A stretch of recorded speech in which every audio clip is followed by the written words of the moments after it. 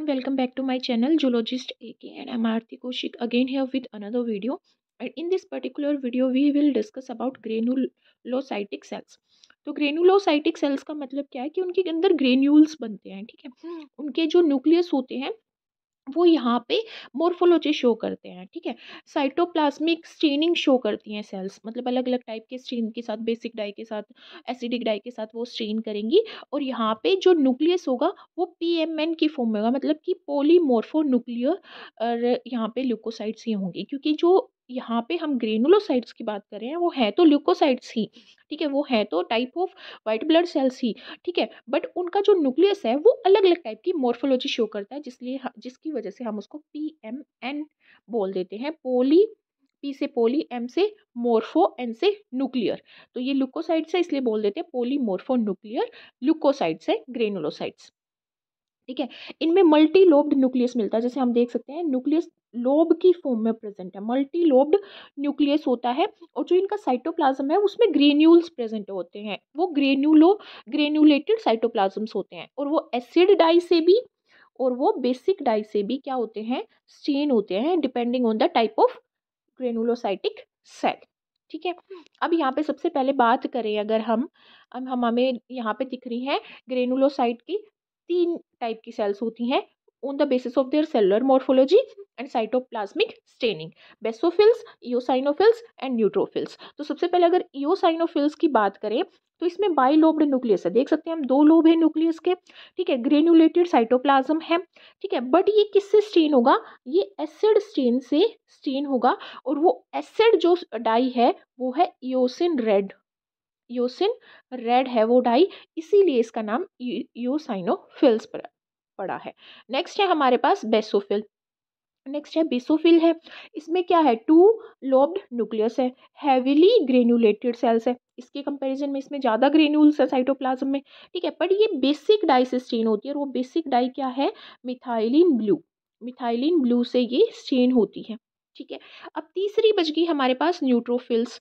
Neutrophil क्या है, neutrophils and इओसाइनोफिल्स दोनों ही फेगोसाइटिक होती है। फेगोसाइटिक का मतलब क्या होता है, सेल ईटिंग कैपेबिलिटी। जो भी हमारी बॉडी में डैमेज्ड सेल होगी या इन्फेक्टेड सेल होगी उसको दूसरी जो हमारी इम्यून सेल्स होती हैं वो इनगल्फ कर लेती हैं, उस ईट कर लेती हैं, मतलब सेल ईटिंग कैपेबिलिटी को बोलते हैं फेगोसाइटिक एक्टिविटी, किसमें, बायोलॉजी में, ठीक है। तो यहाँ पे हमारे पास इओसाइनोफिल्स न्यूट्रोफिल्स दोनों ही फेगोसाइटिक एक्टिविटी शो करती हैं।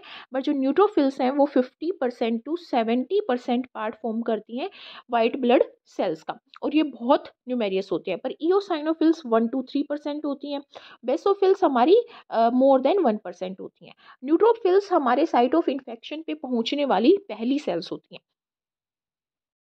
डिटेल में स्टडी करते हैं, जो न्यूट्रोफिल्स हैं वो हेमेटोपोइसिस की प्रोसेस के थ्रू, हेमेटोपोइसिस वो प्रोसेस है जिसके थ्रू बोन मैरो में हमारी रेड ब्लड सेल्स और वाइट ब्लड सेल्स की फॉर्मेशन होती है हेमेटोपोइटिक स्टेम सेल से, ठीक है। मतलब कि न्यूट्रोफिल्स बोन मैरो में प्रोड्यूस्ड होती है, इसका लाइफ स्पेन कुछ ही दिनों का होता है।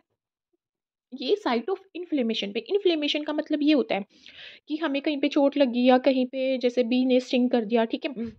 वहाँ पे जो रेडनेस होती है या स्वेलिंग आती है, ठीक है।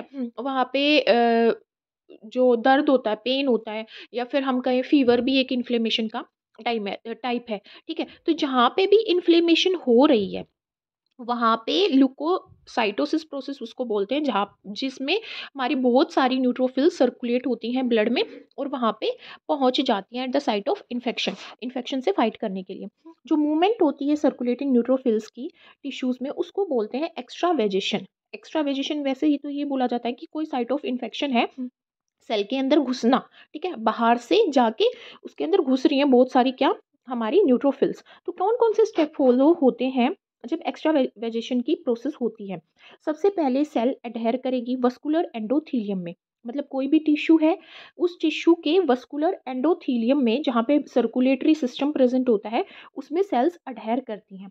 फिर वो वस्कुलर बेसमेंट मेम्ब्रेन को पेनिट्रेट करती हैं, पेनिट्रेट करने का मतलब उसको उसमें छेद करके एंटर करना, ठीक है, फिर वो वहाँ से टिश्यू स्पेस में जाती हैं। बहुत सारे सब्सटेंस हैं जो इन्फ्लेमेटरी रिएक्शन के टाइम पे रिलीज़ होते हैं, जिसको हम क्या बोलते हैं, केमोटैक्टिक फैक्टर। ये केमोटैक्टिक फैक्टर कॉम्प्लीमेंट्री जो हमारे कंपोनेंट होते हैं, कॉम्प्लीमेंट्री कंपोनेंट होते हैं, ठीक है, components of blood clotting factors, ठीक है, या बहुत सारे साइटोकाइंस होते हैं। बहुत सारे साइटोकाइंस कौन कौन से होते हैं, कॉम्प्लीमेंट्री हमारे complementary component, component of blood clotting system, और बहुत सारे साइटोकाइंस जो किससे सिक्रेट किए जाएंगे, टी हेल्पर सेल से सिक्रेट किए जाएंगे और मैक्रोफेज से सिक्रेट किए जाएंगे जब भी कोई इन्फेक्शन होगा। ठीक है, तो ये केमोटैक्टिक फैक्टर रिलीज होते हैं जब भी इन्फ्लेमेटरी रिएक्शन होती है, जिसकी वजह से न्यूट्रोफिल्स बहुत सारी इकट्ठी हो जाती है इन्फ्लेमेटरी साइट पे। न्यूट्रोफिल्स जो होती हैं वो हमारी फेगोसाइटिक एक्टिविटी शो करती है। फेगोसाइटिस साइटोसिस का मतलब क्या होता है, सेल ईटिंग की कैपेबिलिटी शो करती है। इनके अंदर लाइटिक एंजाइम होते हैं जो मेम्ब्रेन को तोड़ने का काम करते हैं, और बैक्टीरियासाइडल सब्सटेंस होते हैं जो भी बैक्टीरिया से इन्फेक्टेड सेल्स होगी उसको किल करने के लिए। ठीक है, बट ये जो लाइटिक एंजाइम्स और बैक्टीरियोसाइडल सब्सटेंस है वो न्यूट्रोफिल्स के अंदर ग्रेन्यूल्स में प्रेजेंट होते हैं। प्राइमरी और सेकेंडरी टू टाइप के ग्रेन्यूल्स होते हैं, किसके अंदर, न्यूट्रोफिल्स के अंदर, जिसके अंदर लाइटिक एंजाइम और बैक्टीरियल साइडल सब्सटेंस होते हैं। अब हम बात करें प्राइमरी ग्रेन्यूल की, तो ये टाइप ऑफ लाइजोसोम है। लाइजोसोम क्या होता है, सुसाइडल बैग, मतलब उसके अंदर बहुत सारे हाइड्रोलाइटिक एंजाइम होते हैं और वो सेल को क्या करता है, किल करता है। जो भी बाहर डेब्रीज होती है सेल के अंदर उसको किल करता है। तो उसको किल करने के लिए बहुत सारे एंजाइम्स की जरूरत पड़ती है। तो प्राइमरी ग्रेन्यूल जो होता है न्यूट्रोफिल्स का, वो भी लाइजोसोम की तरह ही क्या करता है, बिहेव करता है, पर ऑक्सीडेज एंजाइम कंसिस्ट करता है, लाइजोजाइम एंजाइम कंसिस्ट करता है, और बहुत सारे हाइड्रोलाइटिक एंजाइम्स वो कंसिस्ट करता है।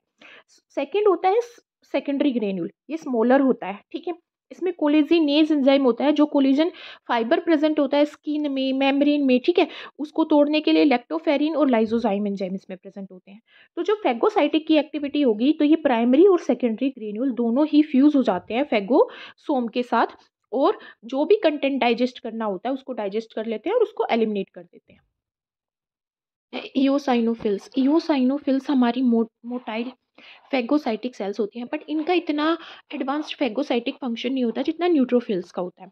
ठीक है, तो ये हमारी बॉडी में पैरासिटिक ऑर्गेनिजम्स के अगेंस्ट डिफेंस शो करती हैं।